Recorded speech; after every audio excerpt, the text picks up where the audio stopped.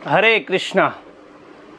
जय जगन्नाथ, जय बलदेव, जय सुभद्रा।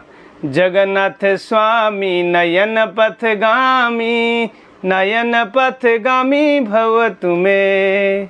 जगन्नाथ का भात जगत पसारे हाथ।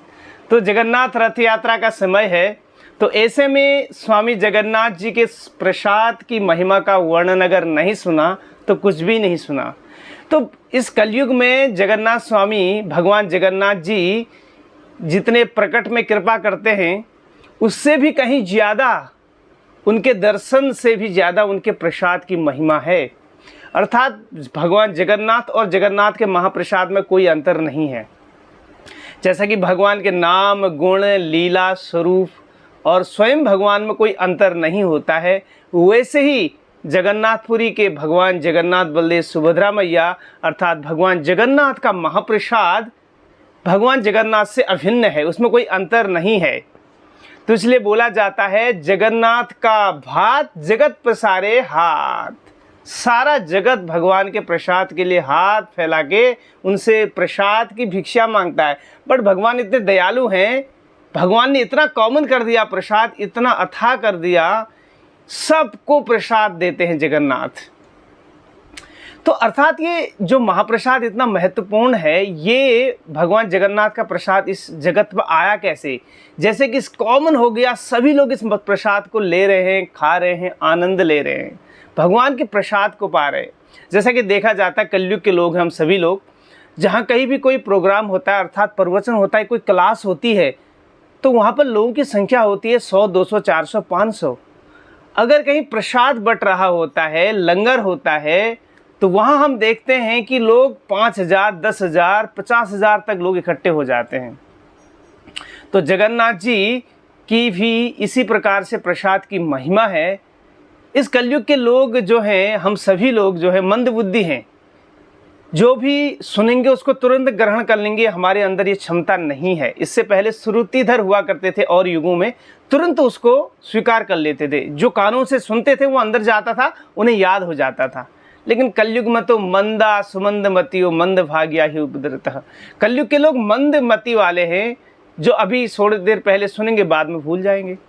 परंतु भगवान के प्रसाद का जो स्वाद होता है, प्रसाद की कृपा होती है, उसे तो कोई भी पा सकता है, उसके लिए कोई क्वालिफिकेशन नहीं है। उसमें कुछ धारण नहीं करना है, बस प्रसाद सेवन करना है, बट फेथ के साथ, विश्वास के साथ।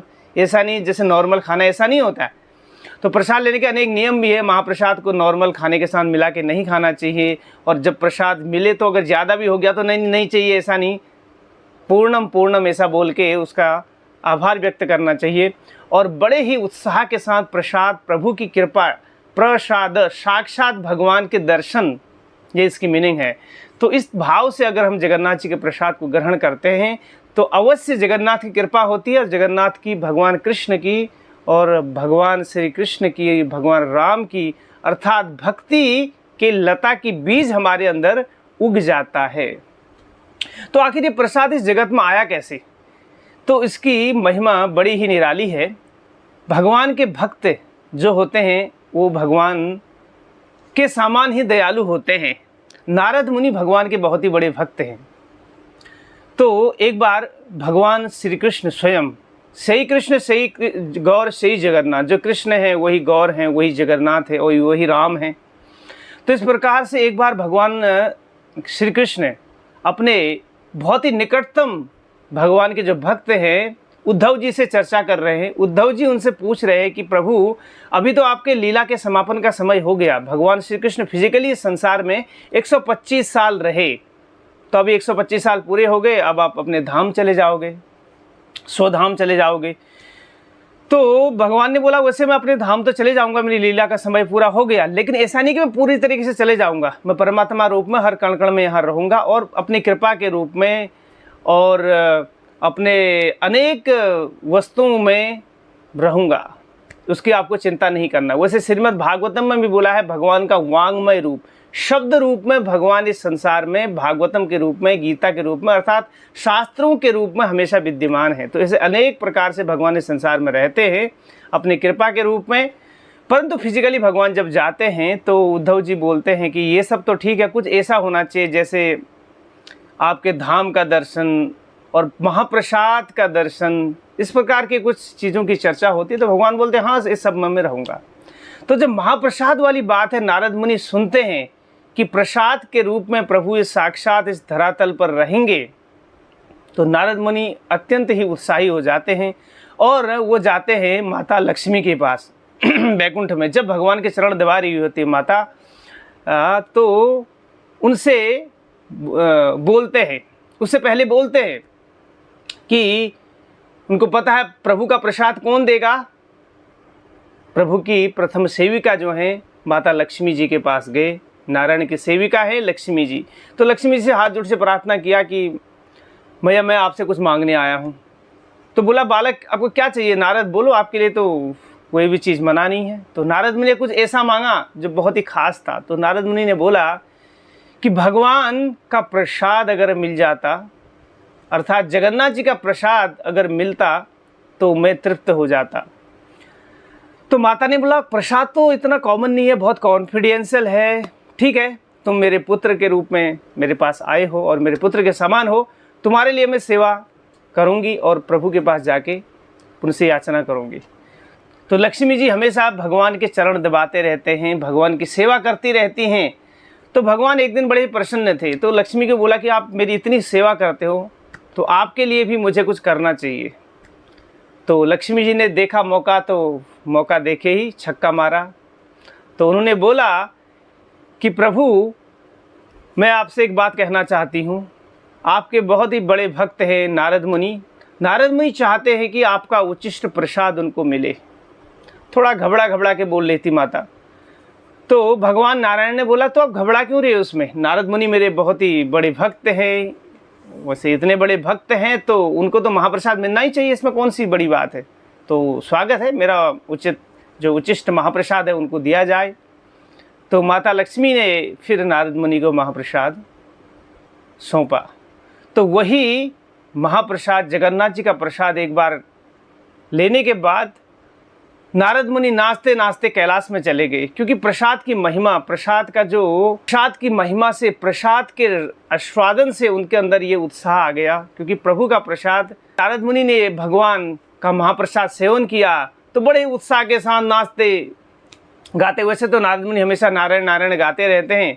नारद मुनि बजाए बीणा राधिका रमण नाम ने।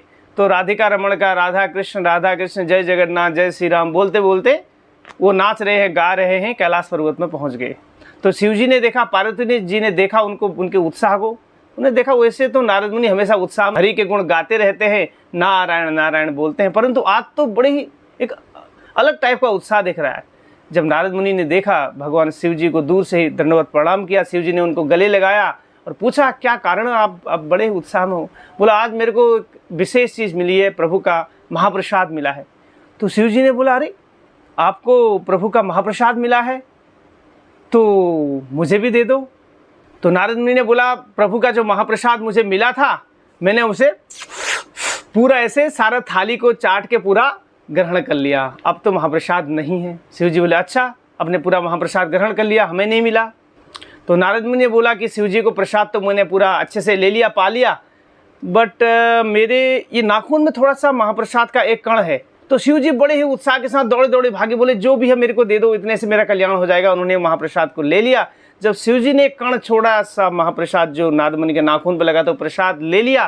तो उसको खाने के बाद, पाने के बाद बड़े उत्साह से नाचने लगे।